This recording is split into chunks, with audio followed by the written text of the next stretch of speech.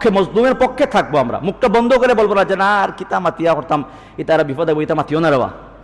আপনার মুখ বন্ধ রাখা, তো আজকে আপনি মুখ বন্ধ রাখছেন, কালকে আপনার উপর জুলুম হবে তো, আর কালকে আপনার উপর জুলুম চলে আসবে, আপনি কেউ কথা বলবে না। ইতা মাতিয়া কিতা করতে আর বা ইতা আইবো হার উপর আপনার উপর চলে আসবে, আপনি যে বলছেন আপনার উপর চলে আসবে। এই জন্য মুসা আলাইহিস সালাম আমাদেরকে শিক্ষা দিয়েছেন। এই ঘটনা কোরআন শরীফে কেন আনলেন?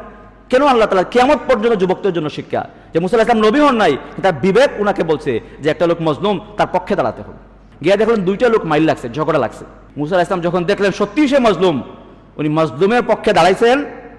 ফাওয়াকাযাহু, উনি হাতকে একত্রিত করে শরীরের সমস্ত শক্তি একত্রিত করে ফাওয়াকাযাহু মারছেন, জোরে একটা ঘুষি, কিল মারছেন। ওয়াকা ফাকাদা আলাইহি, এরপরে এক থাপ্পড়ে এক ঘুষিতে সে মারা গেছে। এখন এইটা একটা শিক্ষণীয় আমাদের জন্য, যে তিনি দেখছেন একটা লোক মজলুম, উনি যুবক বছর নবী হন নাই, 14, 15, 16 বছরের একটা ছেলে, তিনি বলছেন মজলুমের পক্ষে আমাকে দাঁড়াতে হবে।